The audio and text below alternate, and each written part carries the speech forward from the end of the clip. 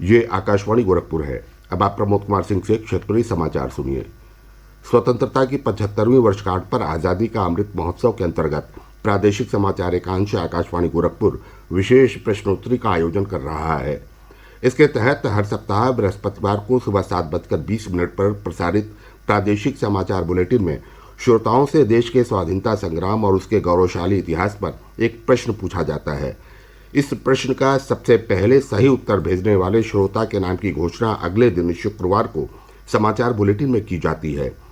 आप भी हमारे इस क्विज का हिस्सा बन सकते हैं।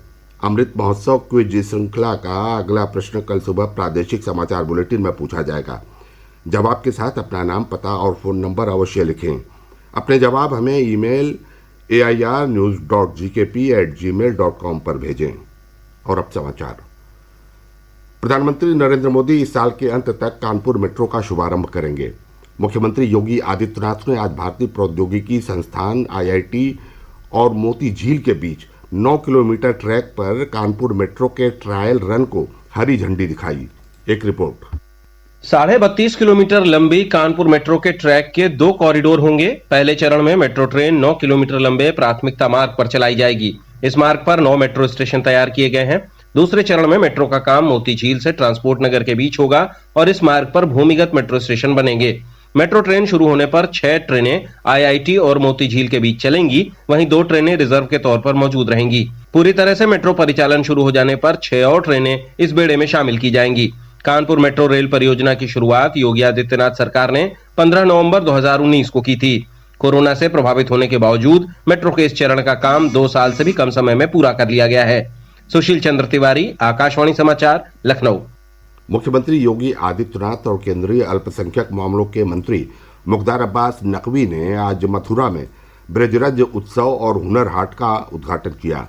इस अवसर पर मुख्यमंत्री ने अपने संबोधन में कहा कि केंद्र और राज्य सरकार ब्रज क्षेत्र के विकास के लिए पूरी प्रतिबद्धता के साथ कार्य कर रही है। उन्होंने ब्रजरज उत्सव के साथ हुनर हाट के आयोजन की सराहना करते हुए कहा कि इससे हस्तशिल्पियों और स्थानीय कारीगरों को प्रोत्साहन मिलेगा। केंद्रीय कैबिनेट मंत्री मुख्तार अब्बास नकवी ने हुनर हाट को कौशल के कुबेरों का कुंभ बताया। उन्होंने कहा कि हुनर हाट स्थानीय कारीगरों को अपने उत्पाद बेचने के लिए मंच प्रदान करने में महत्वपूर्ण भूमिका निभा रहे हैं। सूर्योपासना का महापर्व छठ आज प्रदेश भर में धार्मिक उत्साह और उल्लास के बीच परंपरागत ढंग से मनाया जा रहा है।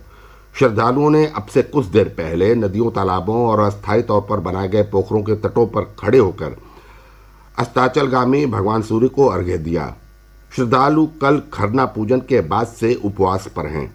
कल सुबह उगते हुए भगवान भास्कर को अर्घ्य देने के बाद श्रद्धालुओं का व्रत संपन्न होगा। कुशीनगर में भी छठ महापर्व श्रद्धा, भक्ति और हर्षोल्लास के साथ मनाया जा रहा है। ब्यौरा हमारे कुशीनगर प्रतिनिधि से। आदिदेव भगवान सूर्य की आराधना का महापर्व छठ प्रकृति की आराधना का भी त्योहार है। छठ पूजा बिहार और पूर्वी उत्तर प्रदेश की कृषक सभ्यता का महापर्व है। परिवार की खुशहाली और समृद्धि के लिए सूर्योपासना को समर्पित यह पर्व अब केवल पूर्वोत्तर में ही नहीं बल्कि पूरे देश में मनाया जाने लगा है। कुशीनगर जिले में सरोवरों तथा नदी किनारे बने छठ घाटों को आकर्षक ढंग से सजाया गया है। जिले के तुर्कपट्टी स्थित प्राचीन सूर्य मंदिर में श्रद्धालुओं की भारी भीड़ लगी हुई है। छठ महापर्व के कल चौथे दिन व्रती महिलाएं उगते हुए भगवान सूर्य को अर्घ्य देकर अपना व्रत संपन्न करेंगी। कई स्वयंसेवी संगठनों ने छठ घाटों पर श्रद्धालुओं के लिए विशेष प्रबंध किए हैं। इस अवसर पर जिला प्रशासन ने सुरक्षा के व्यापक इंतजाम किए हैं। विवेक पांडेय, आकाशवाणी समाचार, कुशीनगर। प्रदेश में कोविड टीकाकरण का कार्य तेज गति से चल रहा है। अब तक 10 करोड़ से अधिक पात्र लोगों को कोविड से बचाव का पहला टीका लगाया जा चुका है, जबकि 3 करोड़ 53 लाख से अधिक लोगों को टीके की दोनों डोज लगाई जा चुकी है। राज्य में अब तक 13 करोड़ 53 लाख से अधिक टीके लगाए गए हैं। प्रदेश सरकार ने इस महीने के अंत तक सभी पात्र लोगों को टीके की पहली डोज लगाने का लक्ष्य रखा है। प्रदेश में पिछले 24 घंटों के दौरान कोरोना संक्रमण के 14 नए मामले सामने आए, जबकि इस दौरान 6 मरीज स्वस्थ हुए हैं। सक्रिय मामलों की संख्या 92 है। राज्य में कोविड नमूनों की जांच लगातार जारी है। कल 1,57,000 से अधिक नमूनों की जांच की गई। अब तक 8 करोड़ 48 लाख से अधिक नमूनों की जांच की जा चुकी है।